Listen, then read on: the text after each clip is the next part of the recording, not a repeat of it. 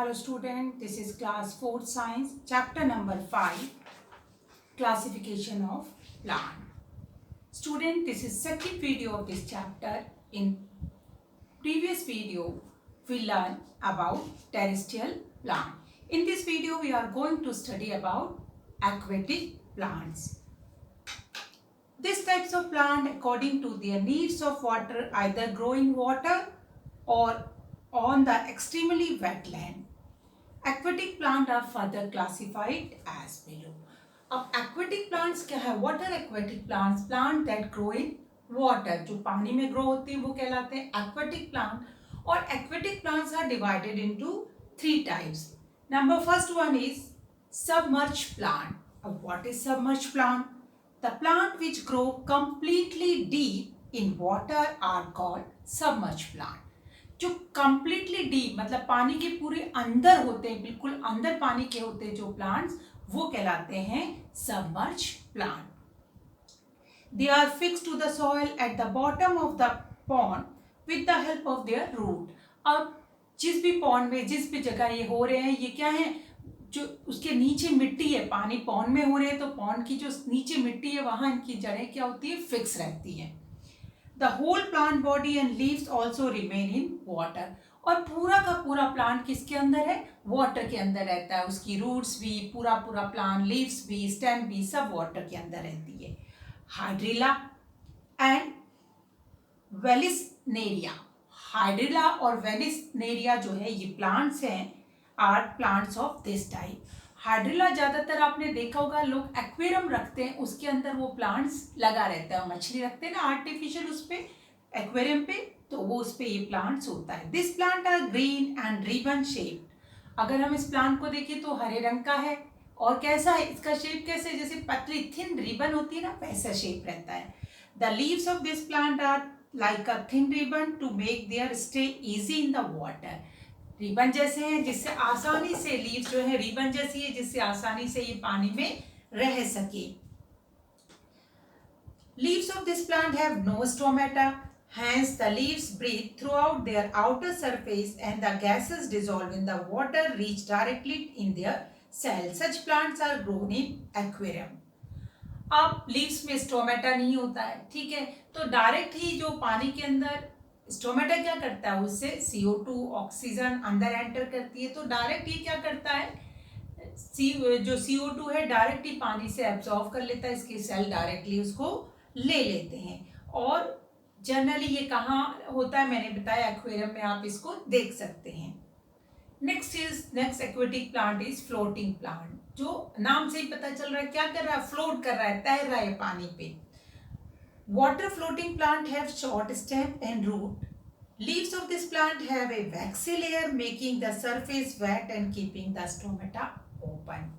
अब अगर हम बात करें फ्लोटिंग प्लांट्स की तो स्टेम भी शॉर्ट होती है, इनकी रूट्स भी छोटी छोटी होती हैं, स्टेम भी छोटी छोटी होती हैं, और लीव्स जो है वो वैक्सी होती है, मतलब उसमें वैक्स की एक लेयर जैसी जमी हुई होती है. क्यों होता है ऐसा, जिससे पानी उसके ऊपर ना टिक सके, ठीक है ना. और पानी नहीं टिकेगा तो क्या होगा, अगर पानी रहेगा तो उसके स्टोमेटा क्या हो जाएंगे, पानी से भरे रहेंगे, तो वो दूसरा काम जो स्टोमेटा क्या करते हैं, एक्सचेंज ऑफ गैसेस, वो नहीं हो पाएगा. इसलिए क्या होता है, इसके जो वो स्टोमेटा ओपन रहता है, लीव्स वैक्सी है इस वजह से. The root stem and leaves of this plant have hollow space. अब अगर इसकी बात करें स्टेम की, रूट की, ठीक है, वो सब क्या होते हैं, इसकी हॉलो, खोखली होती है अंदर से. This hollow space are filled with air, making the plant lighter and spongy. अब क्योंकि खोखली अंदर से हॉलो है, स्टेम भी, रूट भी, तो क्या होगा, उसमें एयर भरी रहेगी. एयर भरी रहेगी तो वो प्लांट हल्का होगा और स्पॉन्जी. स्पॉन्जी होता है जिसको आप कह सकते हो कि छोटे छोटे जिसमें छेद हो, ठीक है ना, जैसे कि हमारे केक में होते हैं, वैसा रहेगा. और जिसकी वजह से क्या होगा, इजीली ये फ्लोट कर पाएगा पानी पे.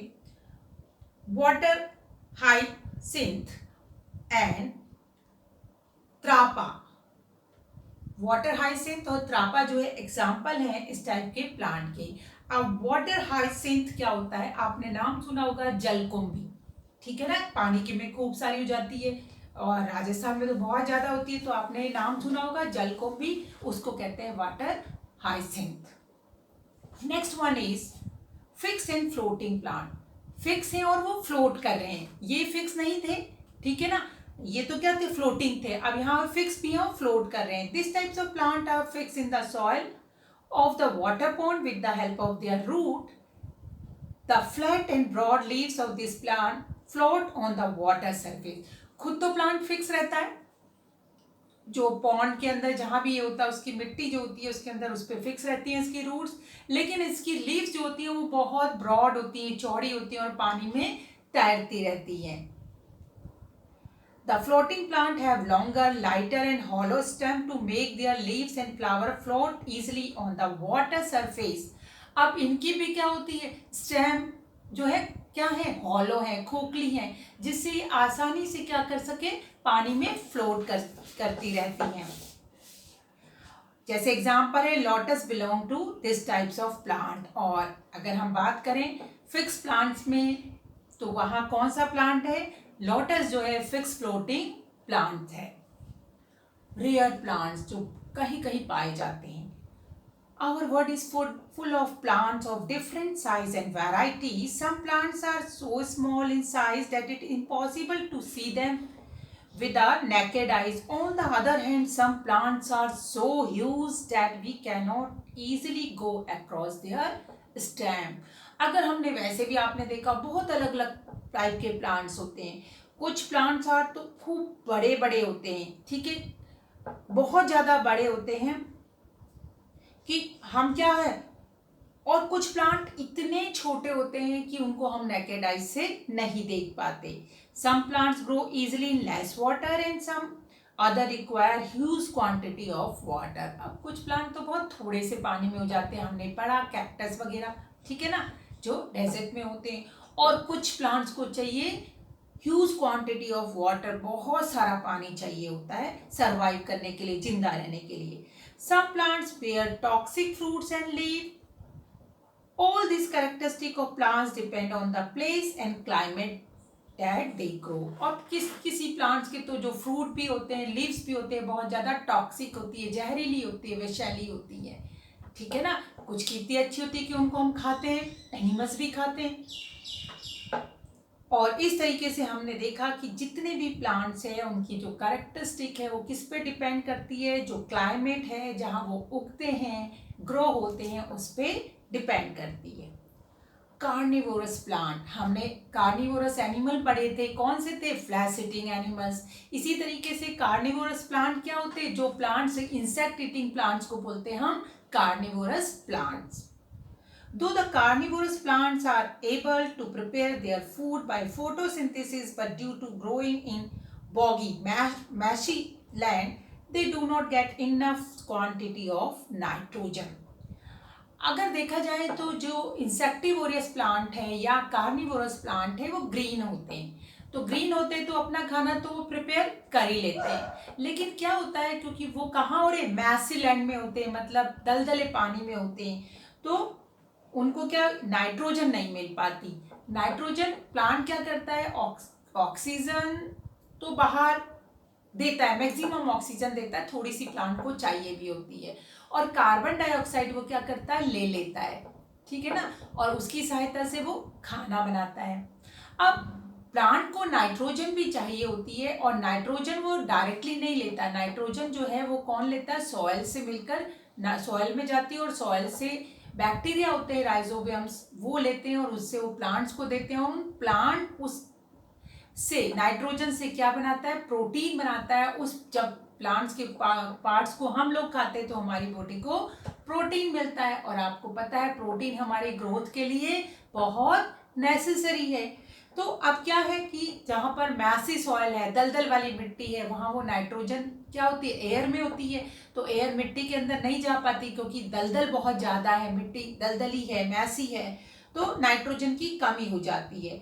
Due to the lag of atmospheric nitrogen this plant have difficult to synthesise protein on their own, और इसलिए ये प्लांट क्या करता है, क्योंकि इसको नाइट्रोजन नहीं मिल पा रही है तो ये प्रोटीन सिंथेसाइज नहीं कर पाता। To overcome this problem, they catch insects and digest them. और उसके लिए क्या करता है, इंसेक्ट्स को पकड़ लेता है और उसको खा जाता है. Bladderwort and sundew belongs to this class. अब एनिमल्स कौन कौन से, ब्लैडरवॉट और सनड्यू, दो प्लांट्स है सॉरी, जो क्या करते हैं, इंसेक्टिवोरियस है. क्या खाते हैं, इंसेक्ट्स को खा लेते हैं. In bladderwort the end of the leaves take the shape of bladder. The attractive lid of this bladder attract the surrounding insects. अब क्या होता है, ब्लैडरवॉट की बात करें तो ब्लैडर जैसी, ब्लैडर होता है ना फुटबॉल के अंदर होता है, या हम कह सकते हैं बैलून शेप का होता है, और उस पर क्या होता है, बहुत अच्छा सा अट्रैक्टिव ढक्कन लगा होता है उसके, जो उसके ब्लैडर होता है उसके ऊपर लीव्स में ब्लैडर है और उस पर अट्रैक्टिव क्या लगी, लीड लगी हुई है. अब जैसे ही उसको देखकर इंसेक्ट उसके पास आता है, वो खुलता है और अपने इंसेक्ट्स को सक कर लेता है. ठीक है.